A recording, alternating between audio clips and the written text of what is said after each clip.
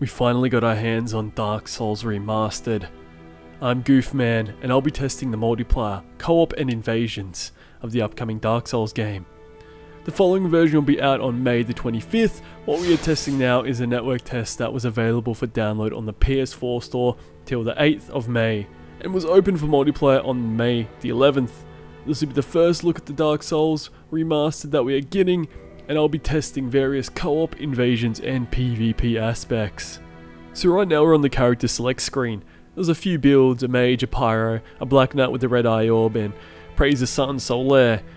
We're going to delve right into it. I went with a mage because I wanted to test some various techniques first, and then move on to the black knight for invasions later. The Dark Souls Remastered to me looks great. Keeps the original aesthetics, just with a new slap of paint on it, and some special effects. The network test was basic parish. All the items were in the same place, and you got to fight the gargs at the end. Let's jump into some of the mechanics that it has. When the icon in the top left hand corner is grayed out, that means you have died. You can't summon or be invaded, you look like shit, and you got to get your humanity back somehow. You have to expend your soft humanity, which is the number in the top left hand corner, at a bonfire to reverse hollowing, and now you look like a 60-year-old woman. Congratulations. Using a hard humanity gives you a soft humanity, which then you rest at a bonfire to reverse hollowing. I know, it's a long ass process. You can also kindle the bonfire and give yourself more Estus. There's some other interesting things to note about humanity too.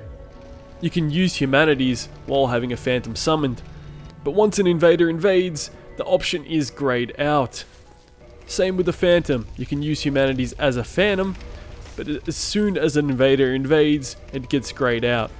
In the original Dark Souls, humanity was the most common form of healing of the invader. Soft humanity also has some perks.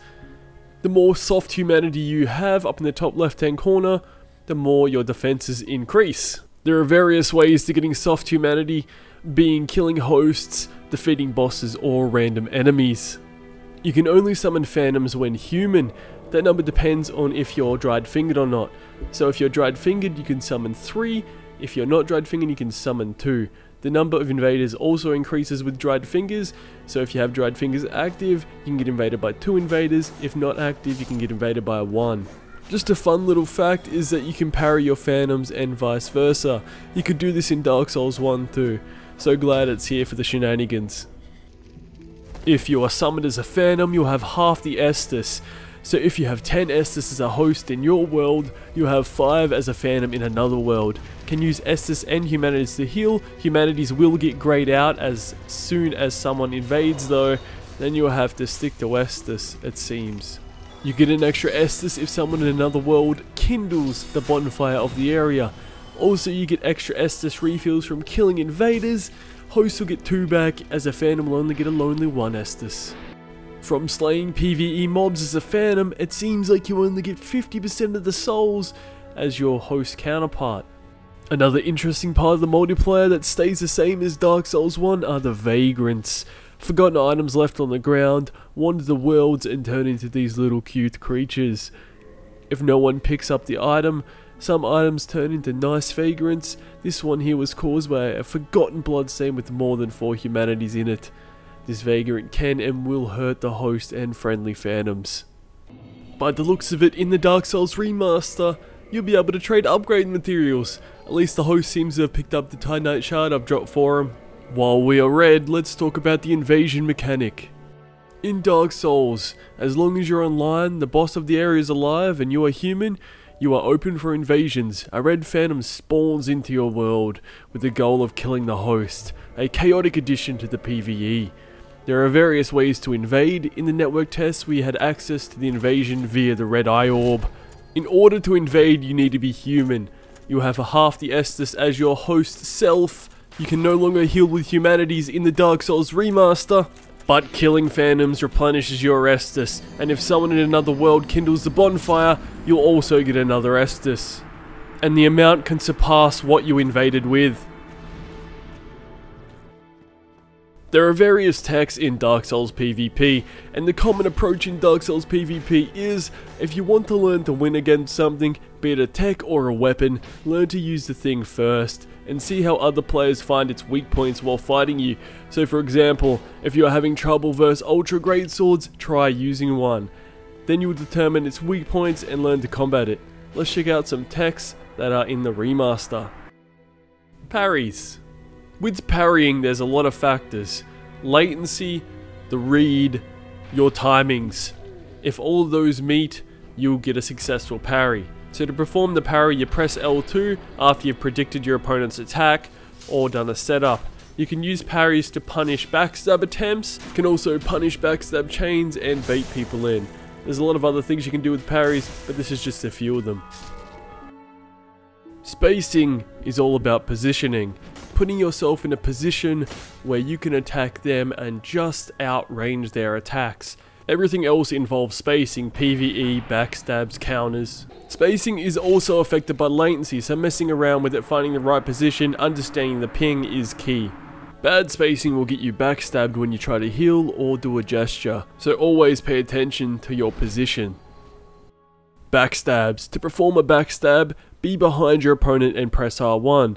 Do not block. If you block, you will not perform a backstab, you'll perform just an R1 attack. Chain backstabs. Following a backstab up with a backstab.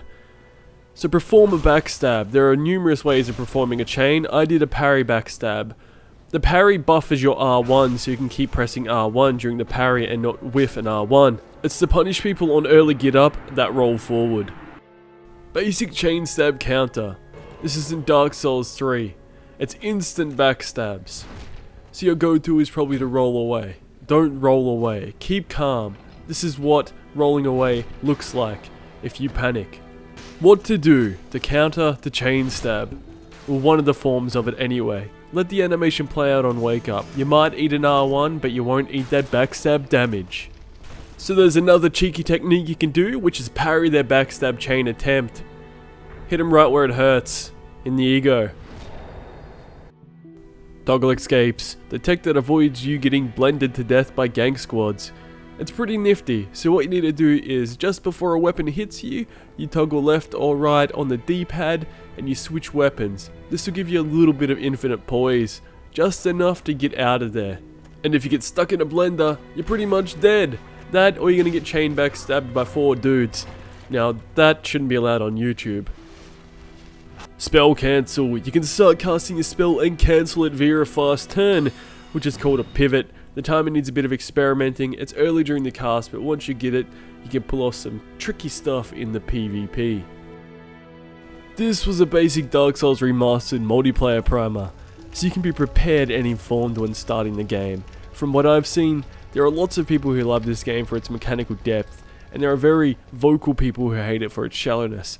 I hope the viewers of this video get into the DSR with an open mind, learn all they can from their own mistakes in game, be it in PvE or PvP, and build their own opinion on it, as I've tried to give you the tools for it.